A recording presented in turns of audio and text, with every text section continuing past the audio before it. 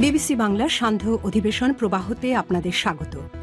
আজ আপনাদের সাথে লন্ডন স্টুডিও থেকে আছি মানসী বড়ুয়া।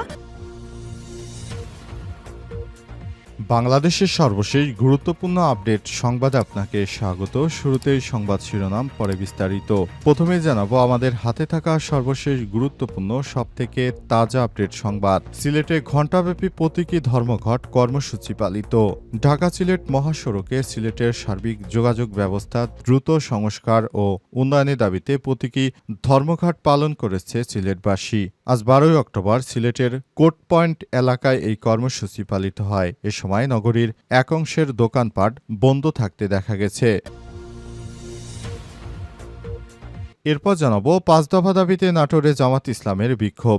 জাতীয় জুলাই সনদ পিয়ার পদ্ধতিতে নির্বাচন সহ 5 দফা দাবিতে নাটোরে বিক্ষোভ মিছিল ও স্মারকলিপি প্রদান করেছে বাংলাদেশ জামাত ইসলাম। পরে জেলা প্রশাসনের মাধ্যমে প্রধান উপদেষ্টা বরাবর স্মারকলিপি প্রদান করা হয়। জেলা প্রশাসক আসমা শাইন স্মারকলিপি গ্রহণ করেছেন। এদিকে পলাতক অভিযুক্ত 87 পুলিশ কর্মকর্তা ইন্টারপোল দিচ্ছে না রেড নোটিশে সাড়া। আওয়ামী লীগ সরকারের পতনের পর থেকে আত্মগোপনে রয়েছে দলটির ঘনিষ্ঠ অনেক পুলিশ কর্মকর্তা। 5 আগস্টের পর থেকে এখন পর্যন্ত পলাতক রয়েছে 87 জন পুলিশ সদস্য। এদের মধ্যে রয়েছে ডিআইজি, এসপি থেকে শুরু করে বিভিন্ন পর্যায়ের কর্মকর্তারা। সম্প্রতি যুক্তরাষ্ট্রের টেক্সাসের একটি শহরে আলোচিত সাবেক ডিআইজি হারুনুর রশিদের অবস্থানের দুটি ছবি সামাজিক যোগাযোগ মাধ্যমে ছড়িয়ে পড়ে। জানাবো চট্টগ্রামে অসীম হত্যা মামলা তদন্ত প্রতিবেদন দাখিলের সময় বাড়ল। জুলাই আগস্ট আন্দোলনে ছাত্রদল নেতা অসীম সহ 11 জনকে হত্যার ঘটনায় মানবতাবিরোধী অপরাধের মামলায় চট্টগ্রাম 6 আসনে সাবেক এমপি এবিএম ফজলে করিম চৌধুরী সহ আসামিদের বিরুদ্ধে তদন্ত প্রতিবেদন দাখিলে আরও 1 মাস সময় দিয়েছে আন্তর্জাতিক অপরাধ ট্রাইব্যুনাল। একই সঙ্গে 12 নভেম্বরের মধ্যে প্রতিবেদন দাখিল করতে বলা হয়েছে। এবং সর্বশেষ জানাবো ইতালির উদ্দেশ্যে দেশ ছাড়লেন প্রধান উপদেষ্টা।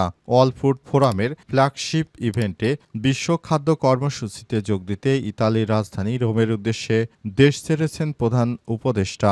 অন্তর্বর্তীকালীন সরকারের প্রধান উপদেষ্টা প্রফেসর ডক্টর মোহাম্মদ ইউনূস। প্রিয় দর্শক, এতক্ষণ শুনছিলেন সংবাদ শিরোনাম, এবারে বিস্তারিত। তবে তার আগে বন্ধুরা অনুরোধ থাকবে এই সংবাদটিতে একটি লাইক দিন। এই চ্যানেলে আপনি নতুন হয়ে থাকলে আমাদের সংবাদটি দেখতে চ্যানেলটি সাবস্ক্রাইব করে রাখুন। কমেন্ট করে বন্ধুরা আপনার মূল্যবান মতামত জানিয়ে দিন আপনি বিশ্বের কোন দেশ থেকে বা বাংলাদেশের কোন স্থান থেকে আমাদের সংবাদটি দেখছেন এবং শুনছেন।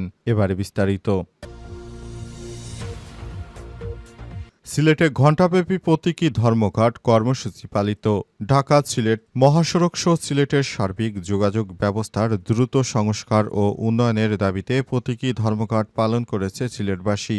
আজ 11টা থেকে 12টা পর্যন্ত সিলেট কোর্ট পয়েন্ট এলাকায় এই কর্মসূচি পালন করা হয়। এ সময় নগরীর অধিকাংশ দোকানপাট বন্ধ থাকতে দেখা গেছে। সিলেট সিটি কর্পোরেশনের সাবেক মেয়র ও বিএনপি চেয়ারপারসনের উপদেষ্টা আরিফুল হক চৌধুরীর আহ্বানে কর্মসূচি পালন করা হয়। সমাবেশে অংশ নিয়েছে বিভিন্ন সামাজিক, পেশাজীবী ও ব্যবসায়ী সংগঠনের নেতারা। ধর্মঘট থেকে যে সব দাবি জানানো হয়েছে সেগুলো হলো: 1. ঢাকা সিলেট মহাসড়কে সংস্কার কাজ দ্রুত সম্পন্ন করা। 2. সিলেট ঢাকা ও সিলেট চট্টগ্রাম রুটে নতুন ট্রেন ও বগি চালু করা। 3. রেল টিকিট কালোবাজারি বন্ধ করা। 4. সিলেট ঢাকা রুটে বিমান ভাড়া যৌক্তিক ও সহনীয় পর্যায়ে নিয়ে আসা। 5. সিলেট অভ্যন্তরীণ সড়ক যোগাযোগ ব্যবস্থা দ্রুত উন্নয়ন ও স্বচ্ছ পরিকল্পনা বাস্তবায়ন করার সময় আরিফুল হক চৌধুরী বলেন, সিলেটের যাতায়াত ব্যবস্থা দুরবস্থা চরমে পৌঁছেছে। বর্তমান অন্তর্বর্তীকালীন সরকার কোনো কার্যকর পদক্ষেপ নিচ্ছে না, তাই এখনই স্বচ্ছ, টেকসই ও পরিকল্পিত যোগাযোগ ব্যবস্থা চাই। সিলেট নাগরিকদের অভিযোগ, অবহেলা ও দীর্ঘসূত্রতার কারণে এই অঞ্চলে এখন পর্যন্ত কার্যত যাতায়াতের জিম্মি দশা হয়ে পড়েছে। সুতরাং সবাইকে বলবো, সিলেটে এই কাজগুলো সরকারকে দ্রুততম সময়ের মধ্যে হাত দিতে, তা না হলে এখান থেকে আরও বড় ধরনের কর্মসূচিতে যেতে বাধ্য হবে সিলেটবাসী।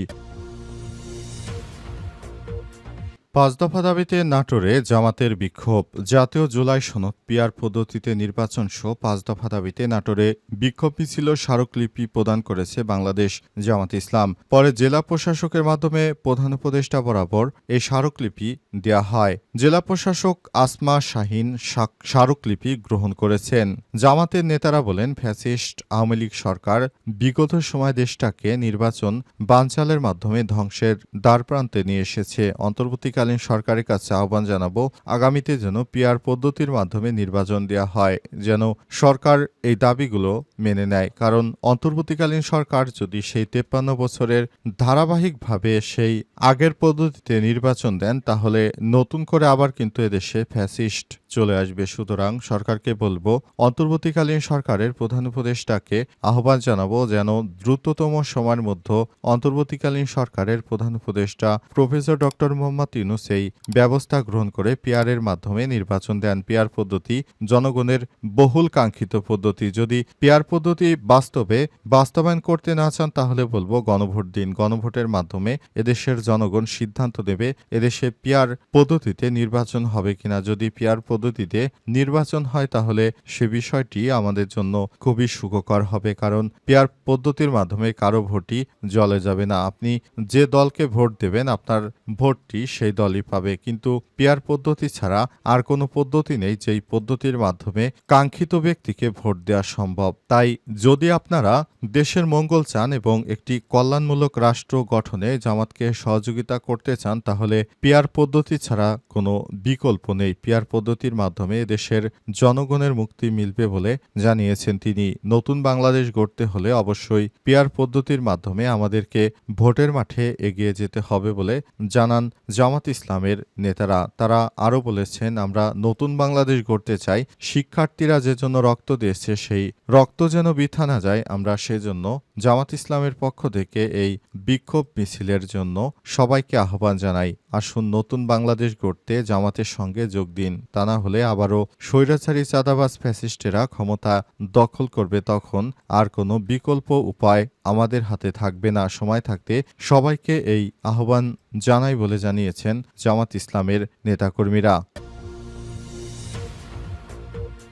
পলাতক অভিযুক্ত 87 পুলিশ কর্মকর্তা ইন্টারপোল দিচ্ছে না রেড নোটিশে সাড়া। আওয়ামী লীগ সরকারের পতনের পর থেকে আত্মগোপনে আছে দলটির সঙ্গে ঘনিষ্ঠ অনেক পুলিশ কর্মকর্তা। 5 আগস্টের পর থেকে এখন পর্যন্ত পলাতক রয়েছে 87 জন পুলিশ সদস্য। এদের মধ্যে রয়েছে ডিআইজি, এসপি থেকে শুরু করে বিভিন্ন পর্যায়ের কর্মকর্তারা। সম্প্রতি যুক্তরাষ্ট্রের টেক্সাসের একটি শহরে আলোচিত সাবেক ডিআইজি হারুনুর রশিদের অবস্থানে দুটি ছবি সামাজিক যোগাযোগ মাধ্যমে ছড়িয়ে পড়ে। পুলিশ সদস্যদের তথ্য মতে অতিরিক্ত আইজিপি মনিরুল ও ডিএমপির সাবেক কমিশনার ডিবি হারুনুর রশিদ বর্তমানে চট্টগ্রাম থেকে তারা যুক্তরাষ্ট্রে পালিয়ে গেছে।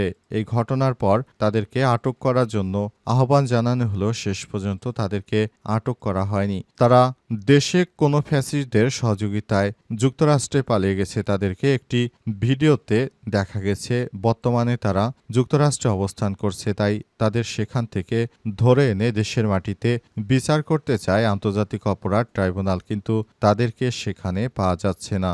ইন্টারপোলের মাধ্যমে তাদের বিরুদ্ধে রেড নোটিশ জারি করা হলেও এখন থেকে বিদেশি কোনো দেশের পুলিশই বাংলাদেশের এই রেড নোটিশে সাড়া দেয়নি। তারা এখনো সব পলাতক পুলিশের কর্মকর্তাদেরকে কাউকে গ্রেপ্তার করতে পারেনি। তবে তাদেরকে গ্রেপ্তার করে দ্রুত সময়ের মধ্যে ফেরত আনা হবে বলে বাংলাদেশ পুলিশের পক্ষ থেকে আশ্বাস দেওয়া হয়েছে। পুলিশ জানিয়েছে, আমরা রেড নোটিশ জারি করেছি। যে সব পলাতক বিশ্বের বিভিন্ন দেশে রয়েছে, তাদেরকে ধরে এনে বিচারের আওতায় নিয়ে আসতে হবে, যাতে করে ভবিষ্যতে আর কোনো ফ্যাসিবাদী সরকারকে কেউ এইভাবে সহযোগিতা না করে জনগণের সরকার হয়ে যেন কাজ করতে পারে পুলিশ।